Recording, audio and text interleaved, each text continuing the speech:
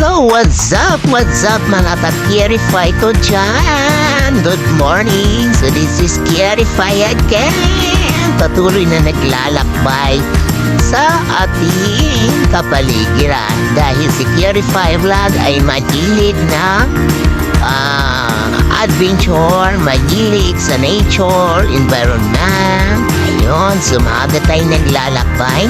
Papakita natin sa inyo ang aming dinadaanan dito kung saan nandito kami sa aming probinsya na Calatrava, Negros Occidental, Philippines of course. So makikita nyo dyan, talagang Pilipinas yan. Maraming mga damo, maraming mga punong kahoy ang ating madadaanan dito. So mas maigi at mas maganda kapag bumabiyahe ay hindi pa masyadong tanghali or maagang tapat tayo aalis dahil hindi pa masyadong mainit ang init o sinag ng araw, sikat ng araw pag dumapo sa ating mga balat. So ayun. Oops! And may masukat amta diri. Ito mga ka-Kierify, yung tricycle na nasa harap natin ay namamasahero po yan.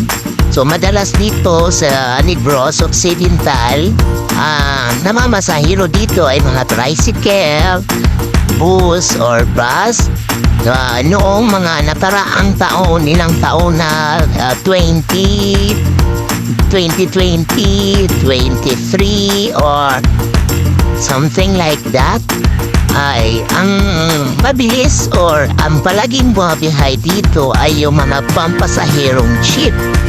So ngayon hindi ko alam kung bakit kunti na lang ang bumabiyahe na jeep dito sa amin sa lugar ng Calatrava. Siguro nalugi sila. So ang madalas naman talaga ang bumabiyahe dito is tricycle or bus.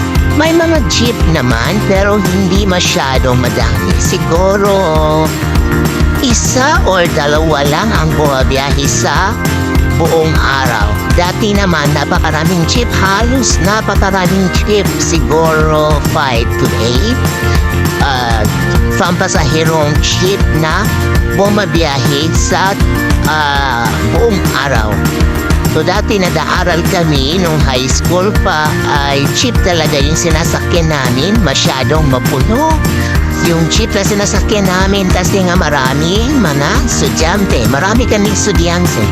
So ang ginagawa namin ay umaakyat kami guys sa bubong ng jeep. O diba? Ganon kami dito sa aming probinsya. Madalas ng mga kabataan ay talagang na-prone na sumasakay sa taas ng jeep or sa bubong ng jeep or di kaya yung sumasabit ng jeep. Ayun, naranasan ko rin yung ganon. O diba? Pero masaya naman pag ganon, diba? Yun lang, kailangan double safety ang gagawin natin. Mag-iingat, so doble ingat tayo sa mga ginagawa natin, sa mga dalaw natin. Kasi baka mapahamak tayo. Pero wag niyong gayahin yung mga ganon ha, mga Kierify ko dyan. Dahil hindi po maganda yon. Lalo na sa ibang kabataan na nasa city or syudad. So iba naman kami sa amin dito dahil kami ay batang probinsya. So sanay kami sa mga ganitong mga pangyayari. Walang problema sa amin. So kahit nga walang ulam, patis, mantika yan, okay lang sa amin yan.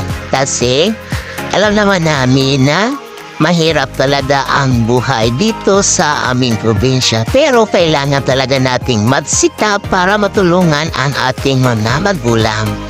So ayun. So andito na tayo ngayon. Ay makikita nyo talaga, di ba?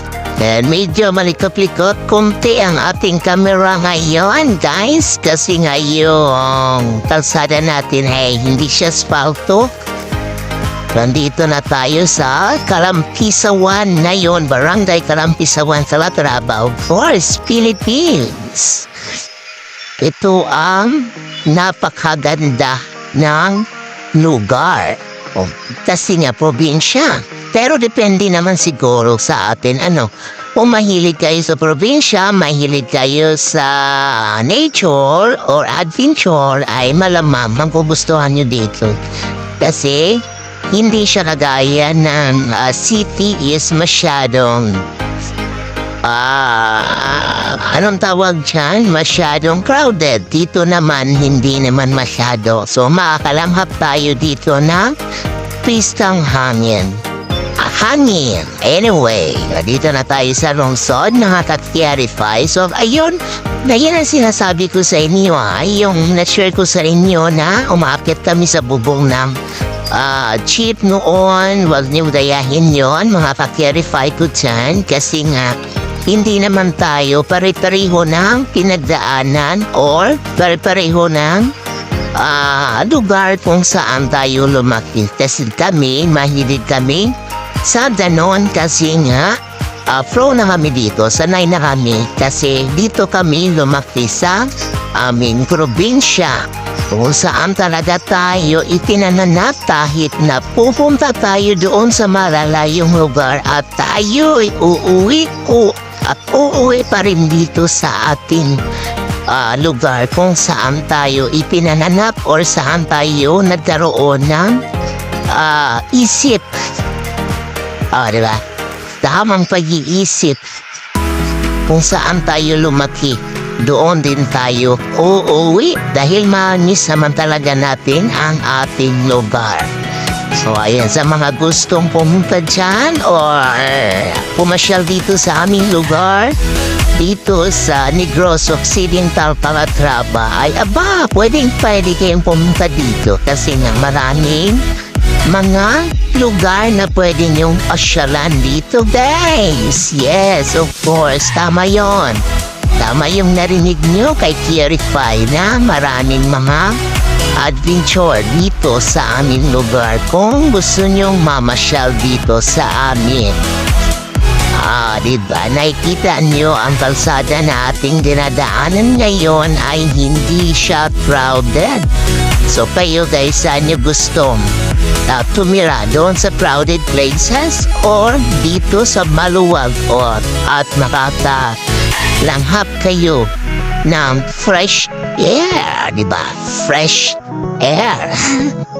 Ayan, pasensya na tayo sa akin pronunciation kasi nga tayo ay Bisaya, hindi tayo pure na Tagalog. Pero dyan ako nag-aaral ng college sa Maynila before in Our Lady of Fatima University, Hilltop, Fairview, Quezon City. Ayan, dyan ako nag-aaral. So, medyo may alam din tayo sa Tagalog, but hindi naman po lahat ay makukuha talaga natin kasi nga yung pronunciation natin halatang halata talaga minsan na matitigas or pag nagbigas tayo ay medyo tigasin ang ating boses.